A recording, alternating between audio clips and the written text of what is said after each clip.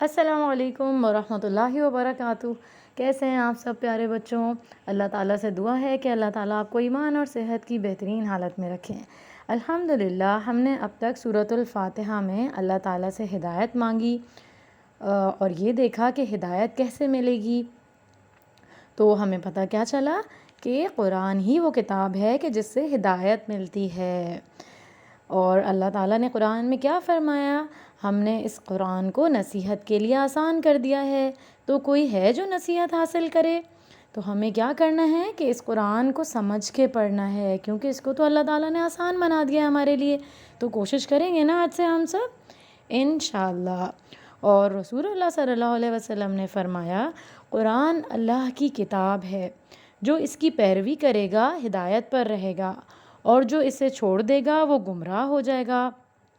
کیا مطلب ہے اس کا؟ کہ رسول اللہ صلی اللہ علیہ وسلم نے ہمیں بتا دیا ہے کہ یہ جو قرآن ہے یہ اللہ تعالیٰ کی کتاب ہے، کسی اور کی کتاب نہیں ہے، اس رب العالمین کی کتاب ہے جس نے ہمیں دنیا میں تھوڑے عرصے کے لیے بھیجا ہے۔ اس سے پہلے ہم کہاں تھے؟ اللہ تعالیٰ کے پاس تھے، پھر تھوڑا عرصہ گزارنے کے لیے ہم دنیا میں آئے ہیں، اور پھر ہمیں اللہ تعالیٰ کے پاس چلے جانا ہے۔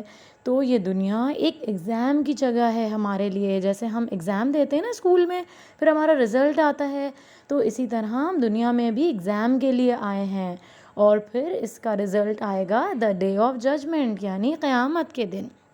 تو رسول اللہ صلی اللہ علیہ وسلم نے بھی بتا دیا کہ ہدایت جو ہے وہ قرآن سے ملے گی، اور جو قرآن کی پیروی کرے گا، یعنی اس کو سمجھ کر پڑھے گا، اس کے مطابق عمل کرے گا، تو وہ ہدایت پر رہے گا، اور جو اسے چھوڑ دے گا تو وہ راستہ بھٹک جائے گا، یعنی سیدھے راستے سے ہٹ جائے گا، گمراہ ہو جائے گا وہ۔